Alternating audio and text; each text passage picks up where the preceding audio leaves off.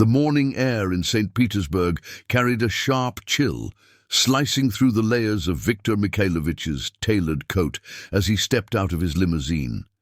He was a man of habit. Every Thursday, he inspected one of his properties personally, no matter how minor. This time, it was a small corner store, recently acquired as part of a larger commercial deal. His assistant had tried to dissuade him. "It's just a bakery, sir." But Victor had insisted. Something about this location tugged at his mind like a whisper from the past. The golden chime above the bakery door rang as he stepped inside.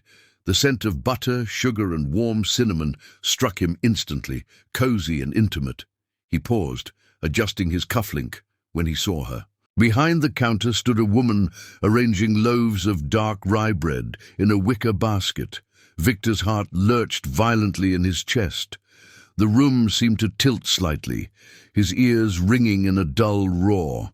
He gripped the doorframe for balance. She turned, and the world stopped. She had the same dough-brown eyes, the same tilt to her lips, the same way of tucking her hair behind her ear when she was focused.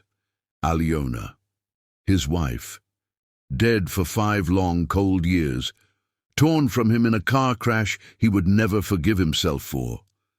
But this woman, this stranger, looked exactly like her. She caught him staring and offered a hesitant smile. "Good morning, can I help you?" Her voice, softer, a slightly different cadence, but it scraped against his heart like broken glass. I must be hallucinating," Victor murmured. You look like someone I lost." Her expression flickered, like a curtain caught in the wind. "I get that sometimes," she said gently. "Would you like to sit? You look pale." He nodded numbly, taking the stool across from the counter, unable to pull his gaze away. She moved with a grace too familiar to ignore. The way she touched the teacup, the way she wiped her hands on her apron, every detail matched the ghost burned into his memory. "Your name?" he asked suddenly. She paused. "Irina." "Irina," he repeated, but it tasted wrong. "Do you live around here?" She nodded. "Above the shop, just me and my cat, quiet life." He visited again the next day, then again and again. He didn't care about the real estate deal anymore. He wanted to understand. Each time they spoke more. She told him about her childhood, about the books she loved, the tea she drank before bed. Victor felt the hollow ache in his chest begin to fill with something terrifying, hope. But every time he tried to dig deeper, ask about her past before St. Petersburg, she deflected. One night he stayed late. The bakery was closed, the city silent outside. She brought him tea. His hands trembled as he took it. "I know this sounds mad," Victor said, his voice rough with emotion, "but I have to ask, are you Alyona?" She froze. Her fingers clenches around the teacup.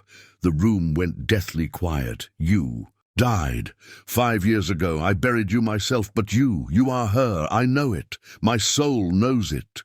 Tears welled in her eyes. She set the cup down with trembling hands and looked at him.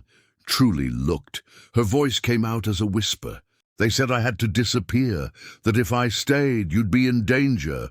There were people, enemies from your business deals, the accident." "It wasn't an accident, Victor. They came after us." He felt like the earth had cracked beneath his feet. "Why didn't you tell me? Why let me suffer? I watched you from afar, every day. I wanted to come back 100 times, but I couldn't risk your life. I changed my name.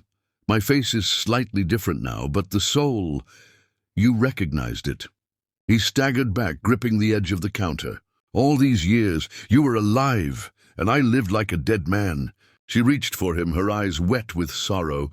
"I never stopped loving you." A silence hung in the air, thick and unbearable. Victor stepped forward slowly, then wrapped her in his arms. For the first time in 5 years, he wept, not like a billionaire, not like a man of power, but like a husband who had just found the only part of himself that ever mattered. Outside, the snow began to fall, blanketing the world in white. And inside the quiet bakery, 2 souls, once torn apart by fear, found each other again, forever changed by a truth that refused to stay buried.